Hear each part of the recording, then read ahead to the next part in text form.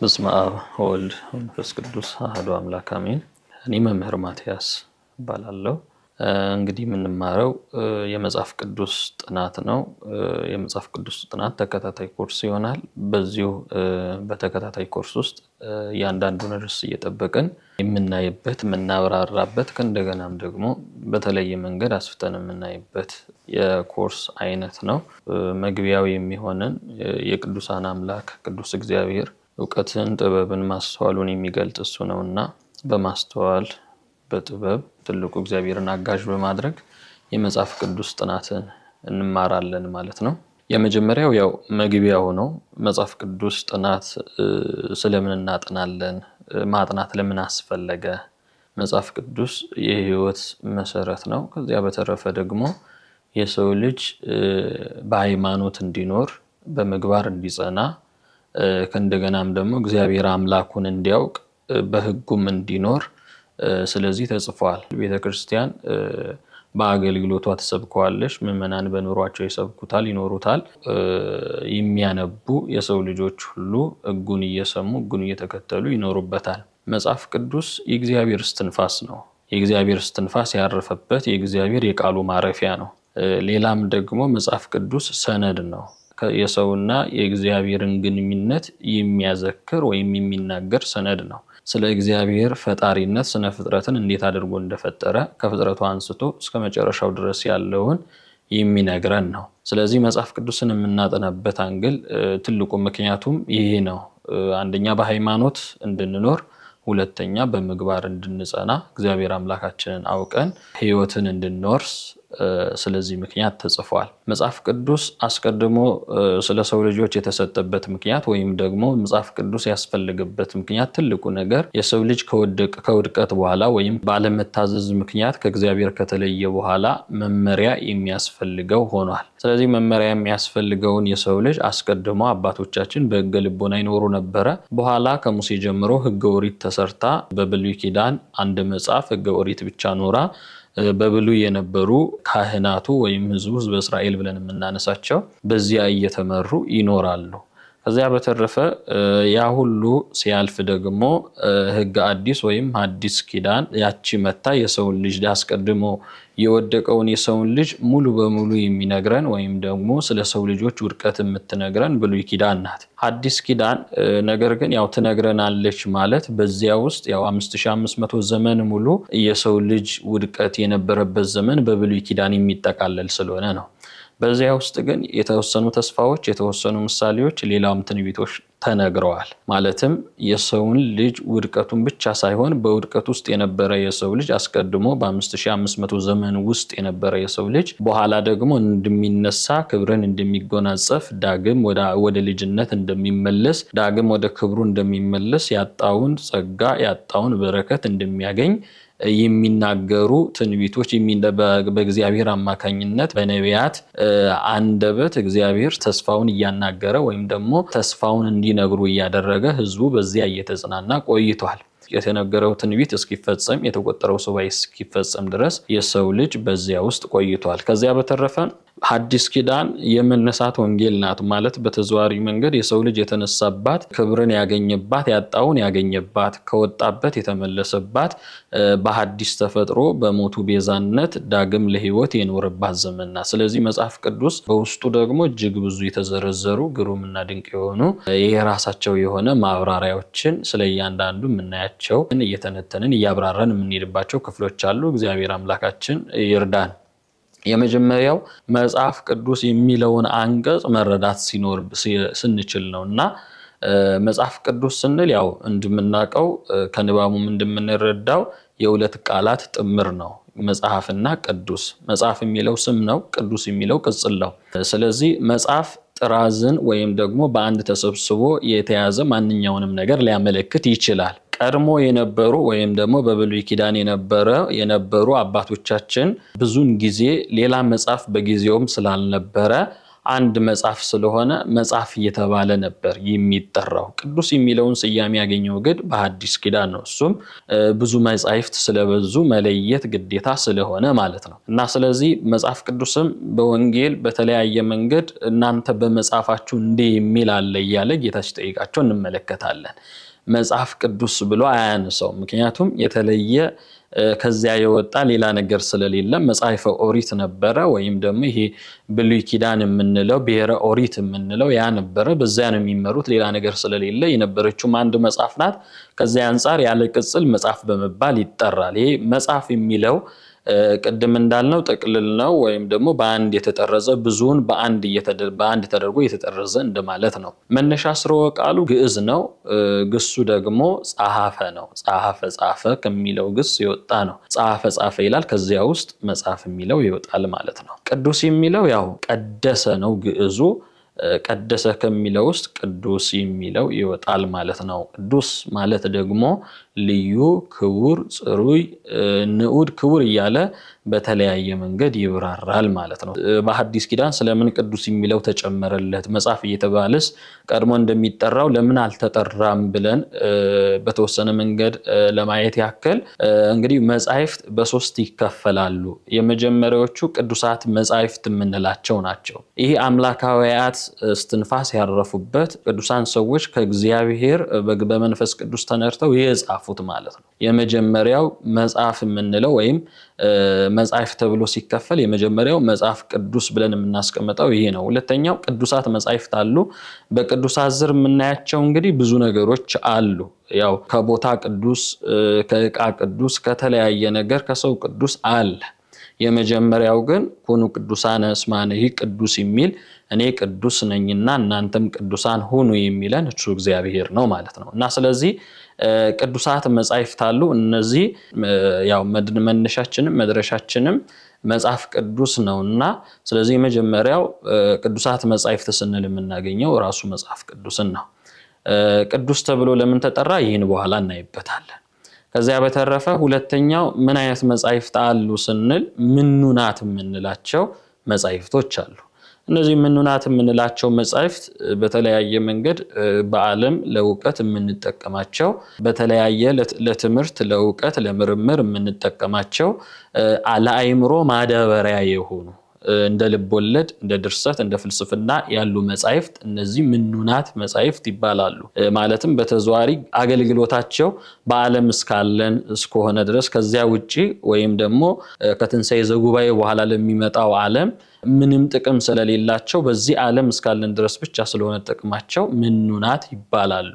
የተናቁ እንደማለት ነው። እና ስለዚህ ከዚያ በተረፈ ሶስተኛው ደግሞ ርኩሳት የምንላቸው መጻሕፍት አሉ። እነዚህ የጥንቆላ መጻሕፍትን፣ ትእዛዘ እግዚአብሔርን የሚጣረሱ ከእንደገና መንፈሳዊ ሕይወትን ሳይሆን ስጋዊ ሕይወት ላይ እና ኃጢአት ተኮር የሆኑ መጻሕፍት ሁሉ ርኩሳት መጻሕፍት ይባላሉ።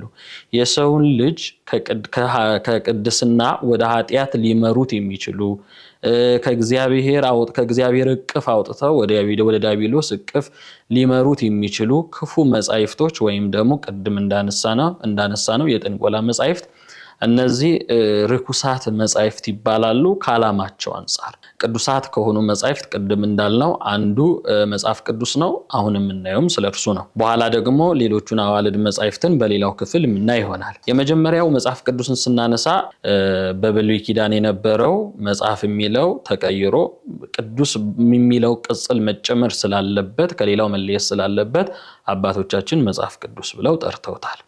ሌላው ለምን መጽሐፍ ቅዱስ ተባለ የሚለው ሐሳብ ነው። መጽሐፍ ቅዱስ ለምን ቅዱስ ተባለ፣ ከሌሎቹ ለምን ተለየ ስንል የምናነሳቸው የተለያዩ ነጥቦች አሉ። የመጀመሪያው ያው ሁላችንም እንደሚገባን ቅድም የጠቀስነው ጥቅስ ነበረ።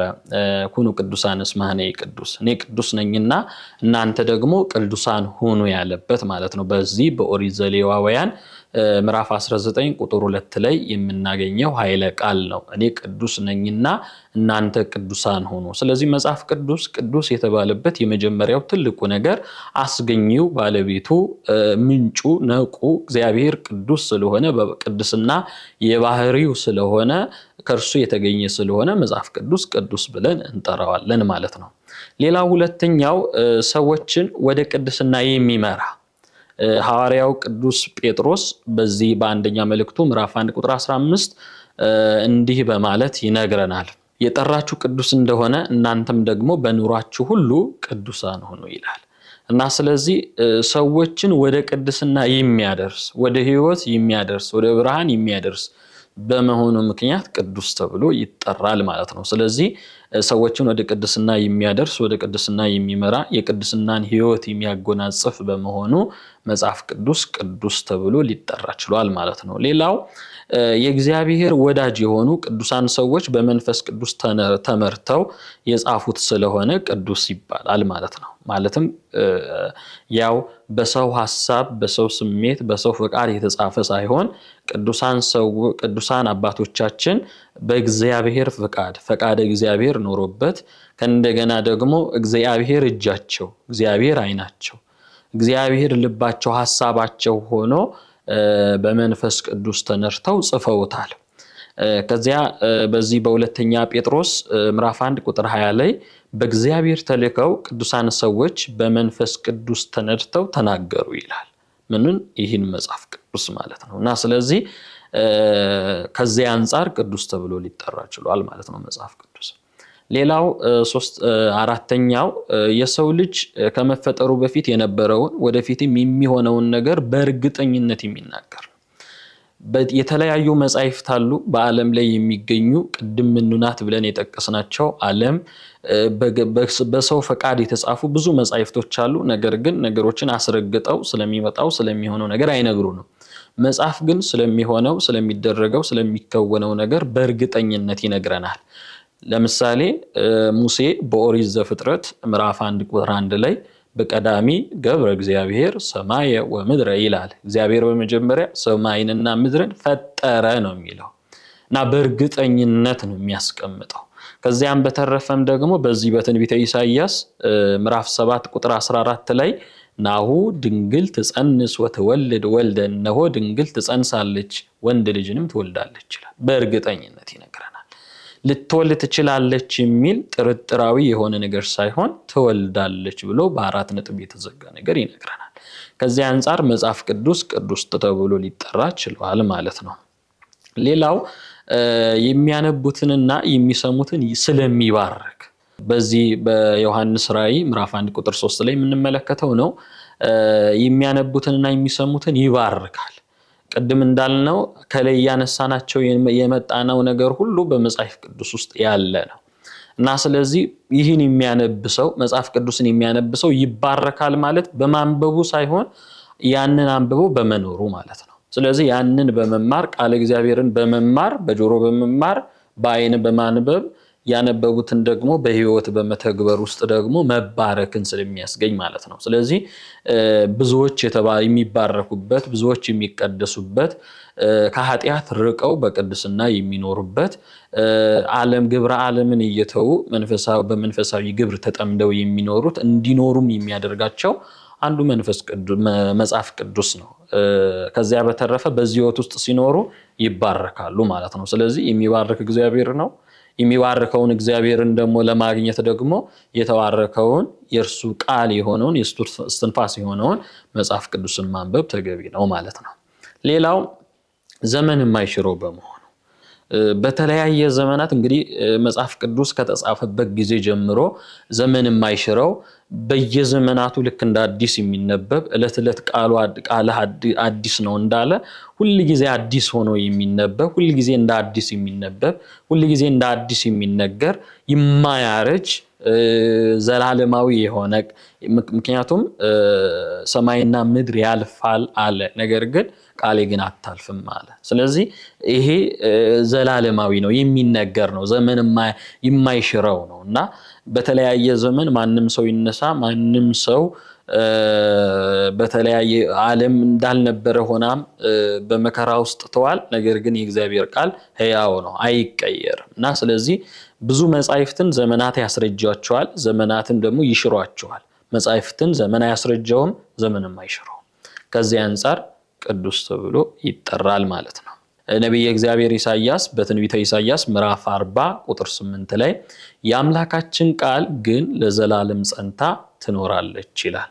የቅዱሳን ተጋድሎ ቅድስናን ስለሚዘክር ቅዱስ ተብሏል። የቅዱሳንን ተጋድሎ ይዘክራል።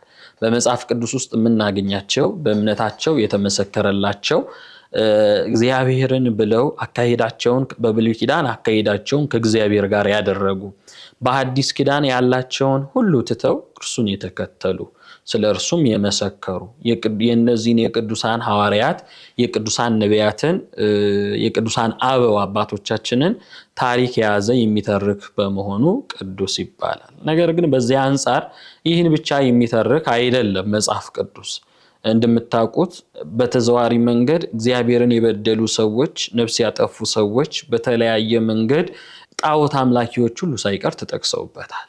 መጽሐፍ ቅዱስ ክፉ የተጻፈው ክፋትን አይተን እንድንጣም አንብበን በመጽሐፍ ቅዱስ ውስጥ የደረሰባቸውን ክፋትን ነግሮ አያበቃ። በክፋት ውስጥ የነበሩ ሰዎች መነሻቸውን መድረሻቸውን ይነግረናል። መነሻቸው ክደት ነው፣ መድረሻቸው ውድቀት ነው። ስለዚህ በተዘዋሪ መንገድ ደግሞ ከእግዚአብሔር ጋር የነበሩ መነሻቸው እግዚአብሔር ነው፣ መድረሻቸው ክብረ ጸጋን ሞገስን ማግኘት ነው። የቅዱሳንን ሕይወት ደግሞ እየተመለከተን ቅዱስ ጳውሎስ እንዳለው ተዘከሩ መኳንንቲክሙ ዘነገሩክሙ ቃለ እግዚአብሔር፣ እግዚአብሔርን ቃል የነገሯችሁን ዋነኞቻችሁን አስቡ ይላል እና ስለዚህ እነዚህ ዋነኞቻችን ብለን የምንዘረዝራቸው ከነ አብርሃም ከደጉ አብርሃም አንስተን ጀምሮ ያሉትን ቅዱሳን አባቶቻችን ነው ማለት ነው። ስለዚህ የነዚህን ታሪክ ስለሚነግረን የነ አብርሃም የነ ይስሐቅ የነ ያዕቆብን ታሪክ ስለሚነግረን በዘመነ ነቢያት የነ ኢሳያስን የነ ኤርሚያስን የነ ሕዝቅያስን የነዚህን ታሪክ ስለሚነግረን ሌሎች ነቢያትንም ሌሎች አባቶችንም በዘመነ ሐዲስ ደግሞ የሐዋርያትን የመጀመሪያ ባለቤቱ የክርስቶስን ቀጣይ የእመቤታችን የቅድስት ድንግል ማርያምን የቅዱሳንን ሕይወት የሐዋርያትን የቅዱሳን ሐዋርያትን ሕይወት የሰብዓ አርድእት እያለ የሚቀጥለው ከእንደገናም ደግሞ አጠቃላይ የ120 ቤተሰብ በኋላም ደግሞ በክርስቶስ ስላመኑት ሁሉ የሚነግረን እነዚያን ያመኑትን ሰዎች እያየን የነሱን ታሪክ እየሰማን ያን ታሪክ እያነበብን እነሱን በግብር የምንመስልበት ስለሆነ ቅዱስ ተብሎ ተጠርቷል ማለት ነው። ስለዚህ መጽሐፍ ቅዱስን ቅዱስ ብለን እንድንጠራው ምክንያት የሚሆኑ አሁን ያነሳናቸው አሁን የዘረዘርናቸው አሁን ያብራራናቸው ነገሮች ናቸው ማለት ነው። ሌላው መጽሐፍ ቅዱስን ማን ጻፈው ነው። የመጽሐፍ ቅዱስ ባለቤቱ ያው እግዚአብሔር ነው። ቅድም እንዳልነውም እግዚአብሔር ነው ባለቤቱ እግዚአብሔር ሲሆን ጸሐፊዎቹ ግን ከእርሱ የተላኩ ቅዱሳን ናቸው። ማለትም እርሱ የመረጣቸው እርሱ አንደበት የሆነላቸው ቅዱሳን ናቸው። በዘመነ ነቢያትም የምናነሳቸው አሉ፣ በዘመነ ሐዲስም የምናነሳቸው አሉ። ስለዚህ እርሱ አፍ የሆነላቸው አካሄዳቸው ከእርሱ ጋር የነበሩ ቅዱሳን አባቶቻችን ጽፈውታል ማለት ነው። መጽሐፍ ቅዱስ ባለቤቱ እግዚአብሔር ነው። ጸሐፊዎቹ ግን እንደየዘመኑ እንደየቦታው እንደየሁኔታው ግን የተለያዩ ናቸው ማለት ነው። ነገር ግን ትልቁ ነገር ቅድም እንዳነሳ ነው በመንፈስ ቅዱስ መሪነት አባቶቻችን ተናገሩት እንዳልነው በሁለተኛ ጴጥሮስ ላይ ምዕራፍ 1 ቁጥር 20 ላይ እንዳነሳ ነው ቅዱሳን አባቶቻችን በመንፈስ ቅዱስ እርሱ እግዚአብሔር በሆነው ተመርተው እንደጻፉልን ይነግረናል። ብዛታቸው በቁጥር ከ40 በላይ ይሆናሉ። በአሕዛብ ሁሉ ላይ የተነገረውን ሁሉ ጻፍ እንዳለ ትንቢተ ኤርምያስ ምዕራፍ 36 ቁጥር 2 ላይ ያለውን ሁሉ የተፈጸመውን ሁሉ ብሉይ ኪዳን መዝግባ እናገኛለን እና ስለዚህ አብዛኛውን መጽሐፍ ቅዱስን በተለይ ያው እኛ እንደ ሃይማኖት ምናምነው አሕዛብ የተለያየ ነገር ቢሉም እንደ ሃይማኖት ግን ምናምነው የመጽሐፍ ቅዱስ ባለቤቷ ነቋ ምንጯ እርሱ እግዚአብሔር ነው። ከዚያ በተረፈ ግን ባለቤቷ እርሱ ነው ስንል እግዚአብሔር በእጁ ጻፈ ማለታችን ግን አይደለም። የነቢያትን እጅ አድርጎ የነቢያትን አይን አድርጎ በብሉይ በሐዲስ እግዚአብሔር አጽፏል። ሌሎች መጽሐፍ ባለቤታቸው ፍጡር ነው። ከዚያ በተረፈም ደግሞ ቅድም እንዳልነው ዘላለማዊነት የላቸውም። ዓላማቸውም ደግሞ እዚሁ ምድር ላይ የሚያበቃ ነው። መጽሐፍ ቅዱስ ግን ዓላማው ይህን ዓለም የሚሻገር ነው። ሌላኛውን ዓለም በአይነ ህሊና የሚያሳየን ነው። ከዚያ በተረፈም ደግሞ የሚሆነውን ነገር በእርግጠኝነት ይነግረናል። ይኸውም ደግሞ ትልቁ ነገር በእርግጠኝነት ሲነግረን የሚሆነውን ነገር ይሆናል ነው የሚለው። በነቢያቱ አንደበት እግዚአብሔር ሲናገር በአንደበቱ ሐሰት የለበትምና የሚሆነውን ነገር አስረግጦ ይሆናል ይለናል። የማይሆነውን ደግሞ እንደማይሆን ይነግረናል ማለት ነው። ሌላው መጽሐፍ ቅዱስ መቼና የተጻፈ ነው። የምናነሳው። እንግዲህ በማን ተጻፈ የሚለውን ካነሳን በኋላ መቼቱን ማንሳት ግድ ይላልና መቼ ተጻፈ፣ መቼና የት ተጻፈ። እንግዲህ መጽሐፍ ቅዱስ በተለያዩ ሰዎች ሁሉ በዚሁም የተጻፈበት ቦታ ዘመን የተለያየ ነው። ለምሳሌ እንኳን መጽሐፈ ሄኖክ ነው አሁን የመጀመሪያ መጽሐፍ ብለን የምናነሳው መጽሐፈ ሄኖክ ነው። መጽሐፈ ሄኖክ የተጻፈው በ1486 ዓመተ ዓለም ነው የመጀመሪያው መጽሐፍ ቅዱስ። የመጨረሻው መጽሐፍ ቅዱስ ደግሞ የዮሐንስ ራእይ ነው። ቅዱስ ዮሐንስ በራእዩ የጻፈልን ነው እና ስለዚህ ይህ ደግሞ የተጻፈበት ዘመን መቼ ነው? በ96 ማለት ነው ዓመተ ምህረት እና ስለዚህ ልዩነት አላቸው ማለት ነው። የመጀመሪያውም የመጨረሻውም ልዩነት አላቸው። ከቦታ አንፃር ደግሞ የራሱ የሆነ ልዩነት አላቸው ማለት ነው። የቅዱሳት መጻሕፍት ስማቸውን በተወሰነ መንገድ ከቦታቸው አንፃር ወይም ደግሞ ከተጻፈበት ቦታ አንፃር ለማየት ያክል የኦሪት ዘፍጥረት ጸሐፊ ያው ሊቀ ነቢያት ሙሴ ነው። የጻፈውን በሲና ምድረ በዳ እንደሆነ አባቶቻችን ያስተምሩናል፣ ቦታው ማለት ነው ከቦታ አንፃር። መጽሐፈ ኢያሱ ምድረ ከነዓን ወይም ደግሞ በእስራኤል ተጽፏል። መጽሐፈ አስቴር በፋርስ ተጽፏል። ትንቢተ ዳንኤል በባቢሎን ተጽፏል። የቅዱስ ጳውሎስ መልእክታት ወደ ቆላሲስ ሰዎች አብዛኛው በሮም ተጽፏል።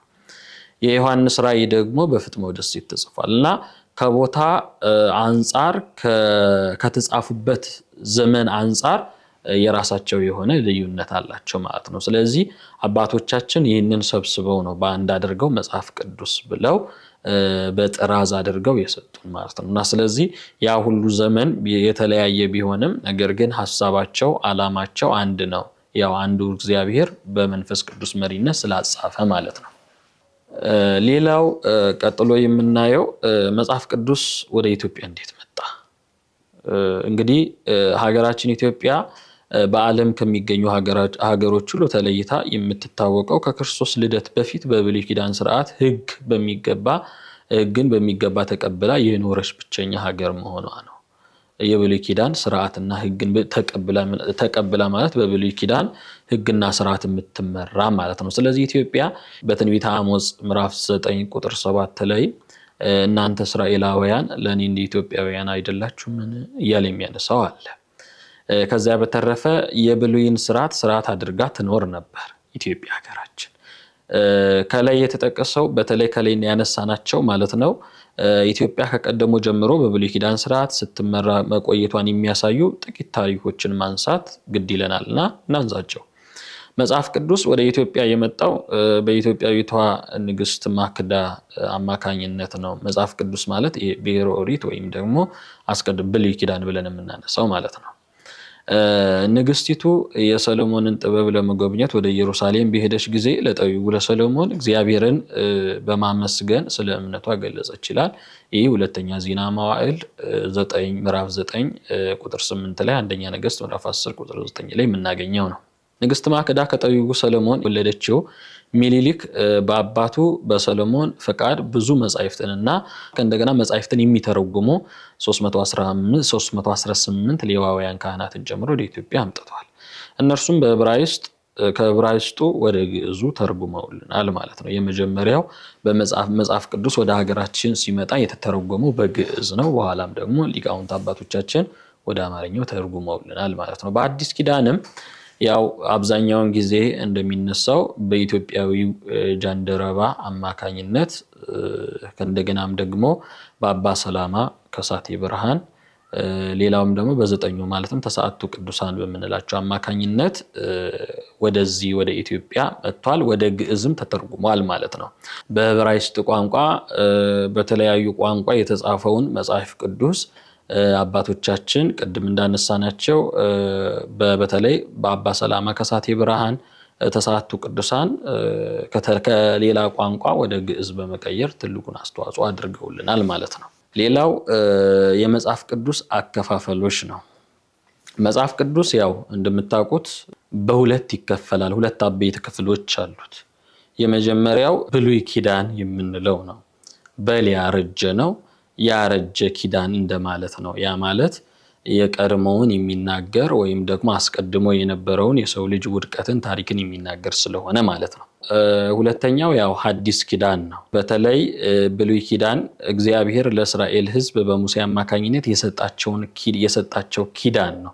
ሐዲስ ኪዳን ማለት በብሉይ ኪዳን የተተነበየ እና ደግሞ ክርስቶስ ደሙን አፍሶ ያቆመውን ቃል ኪዳን ሕገ ትሩፋትም ይላታል፣ ሕገ ወንጌልን ማለት ነው። ስለዚህ የመጀመሪያውን ብሉይ ያስረጀችው ኋላ የተገኘችው አዲስ ናት ማለት ነው። ስለዚህ ያ ማለት ነው በብሉይ ኪዳን የተነገሩ ተስፋዎች፣ የተነገሩ ትንቢቶች እግዚአብሔር በቅዱሳን ነቢያት አማካኝነት በብዙ ህብረ ምሳሌ በብዙ ህብረ ትንቢት ያናገረውን በዘመነ ሐዲስ ጌታችን አምላካችን የዘመነ ስጋዌ ወይም ደግሞ ዘመነ ሐዲስ በምንለው ዘመን ደግሞ አምላክ ሰው ሆኖ ከሰማይ ወርዶ በጠባብ ደረት በአጭር ቁመት ተወስኖ ባህርየ ሰብን ባህርይ አድርጎ እንደ ሰው ስርዓት ያለ ኃጢአት ተመላልሶ በመስቀል ተሰቅሎ ቤዛ ሆኖ የሰውን ልጅ መዳን የሰውን ልጅ ከጨለማ መውጣት የወደቀው እንደተነሳ የምትነግረን በብሉይ ኪዳን የወደቀውን ሰው ትነግረናለች። በአዲስ ኪዳን ያ የወደቀ ሰው ደግሞ እንደተነሳ አዲስ ኪዳን ትነግረናለች። ብሉይ ኪዳን አስቀድሞ የተፈጠረው ሰው እንደጠፋ ትነግረናለች። አዲስ ኪዳን ደግሞ የጠፋው ሰው በቀራንዮ በክርስቶስ ሞት አማካኝነት እንደተገኘ ትነግረናለች። በብሉይ ኪዳን የተራቆተው ሰው የእግዚአብሔርን ትእዛዝ በማፍረሱ ወይም ደግሞ የወደቀው በብሉይ ኪዳን የወደቀውን ሰው ትነግረናለች። ሕግ በመተላለፍ ስለወደቀው ሰው ትነግረናለች። አዲስ ኪዳን ደግሞ በሕግ መተላለፍ ምክንያት የወደቀው ሰው በክርስቶስ ሞት አማካኝነት ዳግም እንደተነሳ የተዋረደው እንደከበረ ባርነት ውስጥ የነበረው ልጅነትን ገንዘብ እንዳደረገ በባርነት ውስጥ መኖሩን ብሉይ ኪዳን አዲስ ኪዳን ደግሞ የልጅነትን ጸጋ እንዳገኘ ትነግረናለች ማለት ነው። ሌላው ብሉይ ኪዳን በአራት ይከፈላል፣ አዲስ ኪዳን ደግሞ በአምስት ይከፈላል። አከፋፈላቸውን ለማየት ያክል ማለት ነው። የመጀመሪያው ሕግ የምንለው ነው። ይሄ ብሔረ ኦሪትን የሚያጠቃልል ነው። ታሪክ የምንለው አለ። ከእንደገና መዝሙርና ጥበብ የምንለው አለ። አራተኛው ደግሞ ትንቢት የምንለው አለ ማለት ነው። ስለዚህ ብሉይ ኪዳንን በአራት ሐዲስ ኪዳንን ደግሞ በአምስት እንከፍላለን ማለት ነው። ሐዲስ ኪዳን የመጀመሪያው ክፍል ወንጌል ይባላል። ሁለተኛው ታሪክ ይባላል። ሶስተኛው ደግሞ መልእክት ይባላል። አራተኛው ስርዓት፣ አምስተኛው ትንቢት ይባላል ማለት ነው። ያው ብቸኛው ትንቢት በሐዲስ ኪዳን ውስጥ የምናገኘው የዮሐንስ ራእይ ነው ማለት ነው። ይህን ደግሞ እያንዳንዱን የምናይባቸው ክፍላት አሉ ማለት ነው። ያው በመጀመሪያው ክፍል በተወሰነ መንገድ ለማየት ሞክረናል። ያው ከላይ መግቢያውን የመጽሐፍ ቅዱስ ጥናት ስለምን እናጠናለን በሚለው ርዕስ ውስጥ በሃይማኖት ለመኖር በምግባር ለማጽናት ብለን የተወሰኑ ነጥቦችን አንስተናል። ሌላም ደግሞ የመጽሐፍ ቅዱስ ትርጉሙን በተወሰነ መንገድ አንስተናል። መጽሐፍ ስንል ደግሞ ስንት አይነት መጽሐፍ አለ የሚለውን በሶስት አይነት መንገድ ከፍለን አይተናል። ቅዱሳት መጻሕፍት፣ ምንውናት መጻሕፍትና ርኩሳት መጻሕፍት በሚል አይተናል። ሌላው ያው የመጽሐፍ ቅዱስ ቀጥተኛ ትርጉሙ ምንድነው የሚለውን ሐሳብ አንስተን መጽሐፍና ቅዱስን እያንዳንዱን አይተናል። መጽሐፍ ቅዱስ ያስባለው ምንድነው? ስለምን ቅዱስ ተባለ? ከሌሎቹ መጽሐፍ በምን ይለያል የሚለውን ደግሞ በተወሰነ መንገድ አይተናል። ልዩ መሆኑን ክቡር መሆኑን በምን ምክንያት ነው የሚለውን አስገኙ ባለቤቱ እግዚአብሔር መሆኑን ከእንደገና ሰዎችን ወደ ቅድስና የሚመራ መሆኑን ደግሞ በተወሰነ መንገድ አይተናል። ሌላው መጽሐፍ ቅዱስ በማን ተጻፈ ብለን ባለቤቱ እግዚአብሔር ጸሐፊዎቹ ደግሞ ቅዱሳን እንደሆኑ አይተናል ማለት ነው። ሌላው ያነሳነው ነጥብ ቢኖር መጽሐፍ ቅዱስ መቼና የት ተጻፈ ነው። ይሄ ያው በተወሰነ መንገድ ዘመናቱ ይህ ነው ተብሎ የተቀመጠ ነገር ባይኖርም ነገር ግን የተጻፈበት ቦታ ጊዜ ልዩነት ማለትም በዓመታት ደረጃ ልዩነት ቢኖረውም በቦታ ደረጃ ልዩነት ቢኖረውም ዓላማው ግን አንድ መሆኑን በተወሰነ መንገድ አይተናል። በተለይ የመጀመሪያው መጽሐፍ ሄኖክ የተጻፈበትን ዘመን በ1486 የመጀመሪያው መጽሐፍ፣ የመጨረሻው ደግሞ የዮሐንስ ራእይ መጽሐፍ ነው። ይህ ደግሞ በ96 ዓመተ ምህረት ያኛው ዓመተ ዓለም ነው፣ ይሄኛው ዓመተ ምህረት መሆኑን አይተናል። ከቦታ አንጻር ኦሪት ዘፍጥረት የተጻፈ መጽሐፈ ኢያሱ የተጻፈ የሚለውን በተወሰነ መንገድ አይተናል።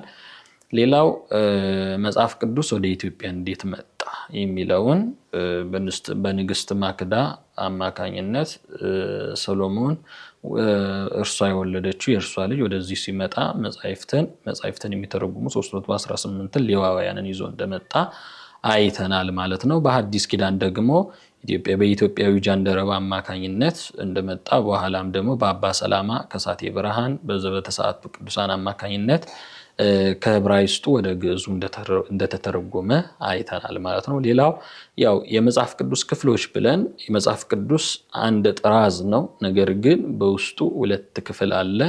ይሄኛው የመጀመሪያው ክፍሉ ብሉይ ኪዳን ነው ብለን አይተናል። ሁለተኛው ደግሞ ሐዲስ ኪዳን ነው። ብሉይ ኪዳን በ4 ይከፈላል። የሕግ፣ የታሪክ፣ የመዝሙርና የጥበብ፣ ሌላው ደግሞ የትንቢት መጻሕፍት ብለን አይተናል። ሐዲስ ኪዳን ደግሞ በ5 ወንጌል፣ ታሪክ፣ መልእክታት ያው ትምህርት እንደማለት ነው። ያው ስርዓትና ትንቢት ብለን ሐዲስ ኪዳንን በዚህ ከፍለን አይተናል ማለት ነው።